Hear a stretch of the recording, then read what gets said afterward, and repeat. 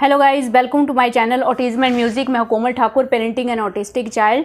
और अभी आप ये कमेंट पढ़ रहे हैं। इस कमेंट में जैसे ये पेरेंट पूछ रही हैं कि जब भी मैं अपने बच्चे को बुलाती हूँ तो बच्चा आ तो जाता है लेकिन कोई रिस्पॉन्स नहीं देता है। जैसे हम किसी को बुलाते हैं, जैसे मैं अर्नब को बुलाती हूँ अर्नब, तो अर्नब आगे से बोलता है हाँ जी।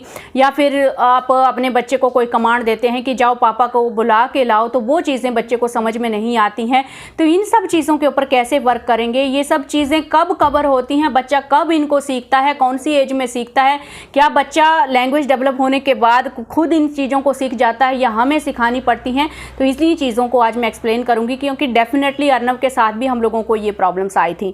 तो होता क्या है, जब हम इनिशियली अपने बच्चों को जैसे पुकारते हैं, कुछ टाइम के बाद जैसे आप वोकैबुलरी पे वर्क करते हैं, अंडरस्टैंडिंग बच्चे की इंक्रीज होती है, तो जब आप बुलाते हैं बच्चे को तो बच्चे आपके पास आ जरूर जाते हैं लेकिन कोई रिस्पॉन्स नहीं करते हैं, कुछ आवाज़ नहीं देते हैं, कुछ भी मुंह से बोलते नहीं हैं, या फिर सेम टू सेम रिपीट कर देते हैं। तो मेरे साथ ऐसे होने लगा कि जैसे मैं अर्नब को बुलाती थी किचन में, अगर मैं खड़ी हूँ और मैं उसको बुला रही हूँ तो अर्नब को अगर मैं चिल्ला रही हूँ ऐसे अर्नब अर्नब, तो सेम टू सेम अर्नब मेरे पास आ जाएगा और मेरे पास खड़ा होके सेम अपना ही नाम रिपीट करेगा, अर्नब अर्नब, हाँ अर्नब। तो ये सेम टू सेम वही इशू है, जैसे हमारे बच्चे क्वेश्चन को रिपीट कर देते हैं, आंसर को भी रिपीट कर देते हैं, सेम इशू वही है। तो इसको टैकल करने का तरीका भी वही है। तो मुझे भी ये चीज़ अजीब लग रही थी कि कोई अगर इसको बुलाएगा बाहर तो ये सेम टू सेम अपना नाम रिपीट करेगा, ये तो बहुत अजीब है।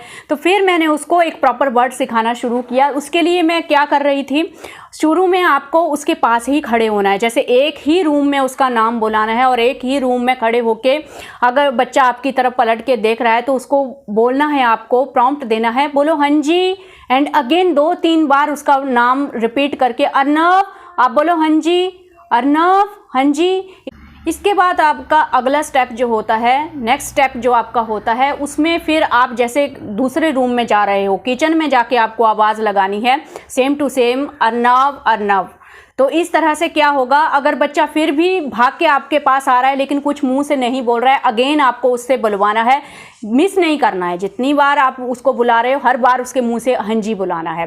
तो इस तरह से धीरे धीरे करके अर्नब जो है वो हाँ जी वर्ड बोलना शुरू कर दिया। फिर वो मेरे साथ ही हाँ जी नहीं बोलता था, उसको कोई भी बुला रहा था, अननोन पर्सन कोई भी बुला रहा है तो वो उसको हाँ जी में ही रिस्पॉन्स देता है। आप भी अगर कभी उसको मिलो तो उसको बुलाओगे तो वो हाँ जी ही बोलेगा। तो इस तरह से वो बहुत अच्छे से सीख गया। ये सेम प्रोसेस है जैसे आपने क्वेश्चन आंसरिंग बच्चे को सिखाई। क्वेश्चन आंसरिंग जब सिखाते हैं स्टार्टिंग में बच्चे रिपीट करते हैं, लेकिन धीरे धीरे वो समझ जाते हैं कि क्वेश्चन पार्ट जो है वो सामने वाला पूछता है, आंसर पार्ट जो है वो मेरा होता है, मुझे आंसर करना है, मुझे क्वेश्चन रिपीट नहीं करना है। तो सेम ये वही चीज़ है, टाइम लगता है और बच्चा इस चीज़ को सीख जाता है। इसमें बड़ी मुश्किल से 1-1.5 महीना आपको लगेगा, उसके बाद बच्चे सीख जाते हैं इस चीज़ को। अब बात आती है कि बच्चा कमांड कैसे फॉलो करेगा, यानी कि जैसे आप किचन में खड़े हो और आप कोई कमांड दे रहे हो कि जाओ पापा को ये पूछ के आओ, आप कितनी चपाती खाओगे, या आप कहाँ जा रहे हो, या कुछ आपको अपने बच्चे के थ्रू उसके पापा को कमांड देनी है या किसी और पर्सन को कमांड देनी है, तो उसको बच्चा कैसे सीखेगा। तो इसमें क्या होता है, कई बार जैसे अर्नब के केस में क्या होता था, उसको अगर मैं, ये एक लैंग्वेज का ही हिस्सा है, ये सब चीज़ें जो हैं वो लैंग्वेज डेवलप करने में हेल्प करती हैं। तो डेली में हम लोग इस तरह से प्रैक्टिस करते थे। उसको किचन से बोल के अगर मैं कुछ भेज रही हूँ, मैं बोल रही हूँ जाओ पापा को पूछ के आओ आप कितनी चपाती खाओगे, तो इट्स लाइक क्या हो जाता था, अर्नब को इतना समझ में आ जाता था कि मुझे ये बोला जा रहा है कि आप पापा के पास जाओ, तो वो पापा के पास जाता और वहाँ पर खड़ा हो जाता लेकिन कुछ मुँह से बोल नहीं पाता। तो हाफ कमांड उसको समझ में आती थी। अब कुछ ऐसे बच्चे होंगे जिसको हाफ कमांड भी समझ में नहीं आएगी, वो सुनेगा तो ज़रूर आपको, लेकिन उसको समझ में नहीं आएगा कि आप क्या कमांड दे रहे हो। तो उस केस में आपको क्या करना है, अगेन अपने बच्चे को खुद लेके जाना है, चलो पापा के पास एंड पूछो पापा को। इससे क्या आता है ना, एक क्वेश्चन जो पूछना, आप लोग बोलते हो कि मेरा बच्चे को हम लोग ये कैसे सिखाएंगे कि बच्चा क्वेश्चन पूछे, तो वो शुरुआत भी यहीं से होती है। बहुत ही अच्छा तरीका है, यहीं से आप सिखा सकते हैं क्वेश्चन पूछना भी। तो इसी तरह से हाथ से पकड़ के लेके जाओ और कोई भी पर्सन है, उसके पापा हैं, दादा हैं, वहाँ पे खड़े हो गए, आपको पूछना है बच्चे को, इस बच्चे से रिपीट करवाना है, पूछो पापा आप कितनी चपाती खाओगे। ना पापा जो आंसर देंगे तो पापा को ऐसे आंसर नहीं करना है, मैं जाओ मम्मी को बोलो मैं 2 चपाती खाऊंगा, तो इससे क्या होता है, हमारे ऑटिस्टिक बच्चे क्या करते हैं, सेम टू सेम रिपीट कर देते हैं वहाँ पे जाके। तो इट्स लाइक पापा का आंसर नहीं आया, मेरा आंसर आया, मैं 2 चपाती खाऊंगा। और ये कन्फ्यूज़न अर्नव को आज तक अभी भी थोड़ा थोड़ा होता है, इतना हम लोग प्रैक्टिस करवा रहे हैं। अभी भी उसको अगर हम लोग बोलते हैं ना कि हाँ क्या बोलोगे, तो मैं उसको पूछती हूँ जैसे कि आप क्या खाओगे, तो वो बोलता है आप चपाती खाओगे। तो फिर मैं उसको बोलती हूँ ऐसे नहीं बोलते हैं, कैसे बोलते हैं, दिस इज़ रॉन्ग, तो वो फिर करेक्ट करता है मैं चपाती खाऊंगा। इतना उसको पता चल गया है कि मैं गलत बोल रहा हूँ, तो अभी भी उसकी प्रैक्टिस चल रही है। तो ये गलती आपको शुरू से ही नहीं करनी है। पापा को भी वैसे ही बुला के भेजना है, वहाँ से जाओ मम्मी को बोलो पापा 2 चपाती खाएंगे, यानी कि ऐसे नहीं बोलना है मैं 2 चपाती खाऊँगा। तो इस तरह से भी ये चीज़ें जो है वो कुछ सॉर्ट आउट हो जाती हैं, तो इस तरह से करना है। तो ये कुछ ऐसी चीज़ें हैं, जैसे ये पेरेंट कमेंट में पूछ रही हैं, तो ये चीज़ें आप ऐसे एक्सपेक्ट नहीं कर सकते कि बच्चा खुद से इन चीज़ों को सीख जाएगा। अब देखो बच्चा इस लेवल पे आ जाता है कि आप उसको बुला रहे हैं और बच्चा आपके पास आ रहा है या आपकी तरफ देख रहा है। पहले तो वो नेम रिस्पॉन्स भी नहीं करता था, आपको नोटिस भी नहीं करता था, तो इतना उसका लेवल आ जाता है कि वो आपकी तरफ ध्यान देना स्टार्ट करता है, आपको सुनना स्टार्ट कर देता है। तो ये चीज़ें जो हैं ये सपोर्ट करती हैं। और आगे की चीज़ें, लैंग्वेज का ये पार्ट है जो डेली रूटीन में आपको सिखाना पड़ता है। तो ये एक एक चीज़ हमने अर्नव को सिखाई हुई है, नेम को कैसे रिस्पॉन्स करना है।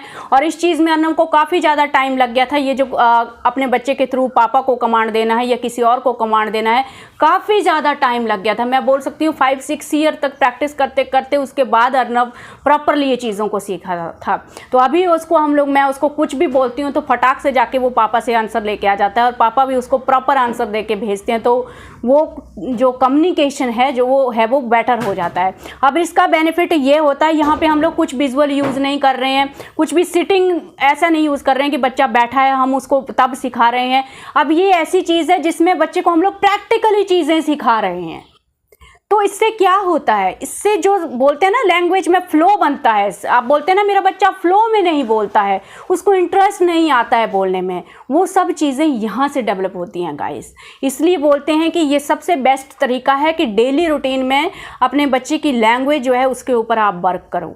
एक एक चीज़ जो है उसके ऊपर वर्क करना पड़ता है, ये सही बात है। लेकिन डेली रूटीन में क्या है, हम लोगों के लिए भी टाइम निकालना मुश्किल नहीं होता है, साथ साथ में चीज़ें होती रहती हैं, और ये परफेक्ट तरीका है।